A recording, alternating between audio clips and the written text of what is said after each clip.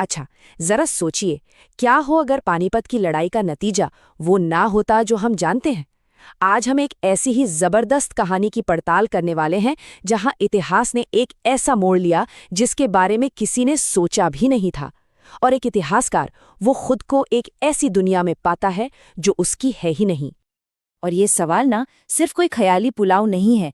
सच में इतिहास में ऐसे कई कई मोड़ आए हैं जहां बस एक छोटी सी चीज, एक जरा सा बदलाव सब कुछ बदल सकता था। और आज की हमारी कहानी बस इसी व्हाट इफ की गहराई में उतरती है। यह हमें दिखाती है कि कैसे क्या होता अगर एक जीती जागती हकीकत बन सकता है। तो चलिए कहानी की शुरुआत करते हैं प्रोफेसर गायतुंडे के साथ। ये एक ऐसी दुनिया में कदम रखते हैं जो दिखती तो जानी पहचानी है पर है बिल्कुल अलग। तो सोचिए जरा, एक जाने माने इतिहासकार हैं प्रोफेसर गायतोंडे। ट्रेन से बॉम्बे पहुंचते हैं, लेकिन जैसे ही स्टेशन पर कदम रखते हैं ना, उन्हें फौरन एहसास हो जाता है कि भाई कुछ तो बहुत गड़बड़ है। ये वो बॉम्बे है ही नहीं जिसे वो जानते हैं। मतलब हवा में ही कुछ अजीब सा है, कुछ अलग सा। और ये बदलाव कोई छोटे मोटे नहीं थे। विक्टोरिया टर्मिनस को देखिए, एकदम साफ सुथरा, और वहां काम करने वाले लोग ज्यादातर ब्रिटिश या एंग्लो इंडियन। लेकिन सबसे हैरान करने वाली बात तो ये थी कि ईस्ट इंडिया कंपनी, अरे वही कंपनी जिसे हम इतिहास में पढ़ते हैं कि 1857 के बाद खत्म हो गई थी, वो यहाँ न सिर्फ मौजूद है बल्कि खूब फल फूल रही है। मतलब ऐसा लग रहा था मानो भारत पर ब्रिटिश राज कभी खत्म ही नहीं हुआ। अब देखिए, प्रोफेसर गायतोंडे के लिए ये सिर्फ एक शौक नहीं था, उनके अंदर का इतिहासकार जाग गया था। उनका दिमाग तो बस एक ही पहेली सुलझाने में लग गया कि आखिर ये हुआ कैसे। इतिहास की गाड़ी पटरी से कब और कहाँ उतरी। अब एक हिस्टोरियन के लिए जवाब कहाँ मिलते हैं? जाहिर है किताबों में। और प्रोफेसर को अच्छी तरह पता था कि उन्हें कहाँ जाना है। तो बस उनकी खोज अब शुरू होती है। प्लान एकदम सीधा और साफ था। वो जाएंगे एशियाटिक सोसाइटी की लाइब्रेरी। वहां जाकर खंगालेंगे इतिहास की किताबें। और मजे की बात यह है कि वो खासकर वो किताबें पढ़ेंगे जो उन्होंने खुद लिखी हैं। क्यों? ताकि वो ठीक उस एक पल का पता लगा सके जब इतिहास की धारा बदल गई थी। तो वो अपनी ही लिखी किताबों के पन्ने पलटना शुरू करते हैं।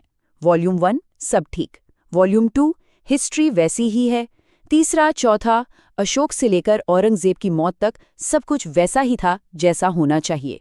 इसका मतलब साफ था, जो भी गड़बड़ हुई वो इसके बाद हुई। अब सारी की सारी उम्मीदें टिकी थीं 5वें और आखिरी वॉल्यूम पर। और बस 5वें खंड में उन्हें वो जवाब मिल ही गया जिसकी वो तलाश कर रहे थे। एक अकेली, बस एक ऐतिहासिक घटना जिसने इस पूरी की पूरी ऑल्टरनेट टाइमलाइन को जन्म दिया था।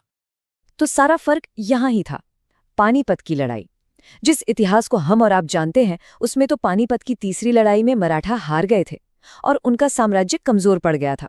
लेकिन इस नई दुनिया में, इस नई हकीकत में मराठाओं ने एक शानदार जीत हासिल की थी। उन्होंने अब्दाली को काबुल तक खदेड़ दिया था और पूरे नॉर्थ इंडिया में अपना दबदबा बना लिया था। सोचिए, एक लड़ाई, दो बिल्कुल अलग नतीजे और भारत के दो बिल्कुल अलग भविष्य। लेकिन सवाल ये है कि ये निर्णायक मोड़ आया कैसे? इसका जवाब प्रोफेसर को मिलता है एक पुरानी किताब में। नाम है भाऊ साहेबांची बखर। उसमें क्या लिखा था? उसमें लिखा था कि लड़ाई के एक बहुत ही क्रिटिकल मोमेंट पर मराठा लीडर विश्वासराव को एक गोली लगी, लेकिन वो उनके कान के बिल्कुल पास से निकल गई। बस एक तिल भर का फासला था और इसी एक घटना ने सेना का मोराल इतना बूस्ट कर दिया कि उन्होंने लड़ाई ही जीत ली। मतलब एक गोली का निशाना बस कुछ इंच बदला और इतिहास का सबसे बड़ा मोड़ आ गया।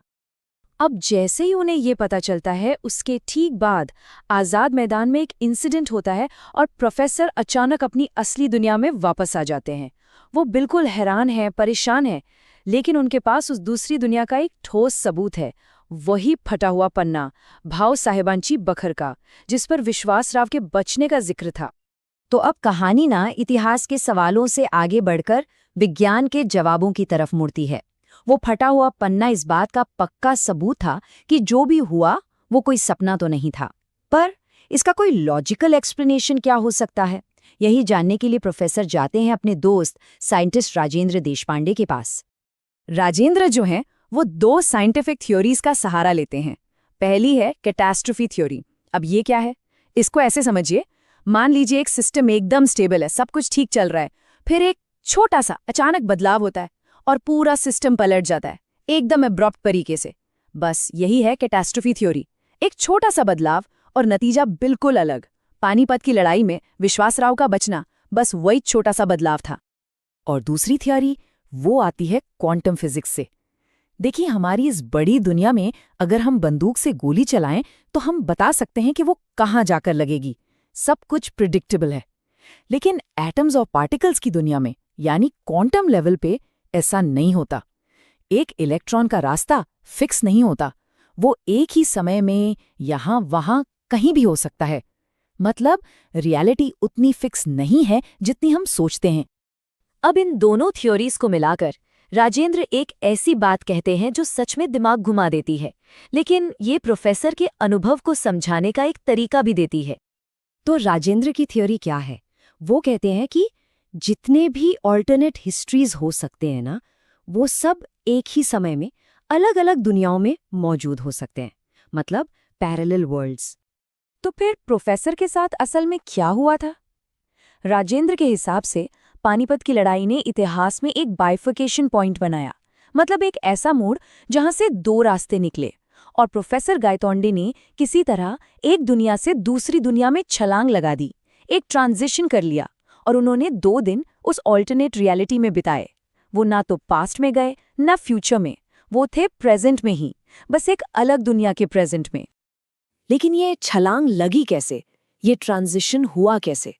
देखिए, इसका कोई पक्का जवाब तो नहीं है, पर राजेंद्र का एक अंदाजा है। वो कहते हैं कि जब प्रोफेसर का एक्सीडेंट हुआ, ठीक उस वक्त वो कैटास्ट्रोफी थ्योरी और पानीपत की लड़ाई के बारे में ही सोच रहे थे। तो हो सकता है कि उनके दिमाग में चल रहे न्यूरॉन्स ने ही उस ट्रांजिशन को ट्रिगर कर दिया हो और उन्हें ठीक उसी दुनिया में भेज दिया जिसके बारे में वो सोच रहे थे। और बस यहीं पर यह कहानी हमें एक बहुत गहरे सवाल के साथ छोड़ जाती है। हमारी अपनी जो हकीकत है, उसे कितने ऐसे ही छोटे छोटे अनदेखे पलों ने बनाया होगा? हमारे इतिहास में और हमारी अपनी जिंदगियों में वो कौन से तिल भर के फासले हैं जिन्होंने सब कुछ बदल कर रख दिया? वाकई सोचने वाली बात है। भारी किताबों को पॉडकास्ट में बदलें। स्मार्ट लर्निंग और संक्षिप्त विवरण के लिए पॉड स्टडी को सब्सक्राइब करें।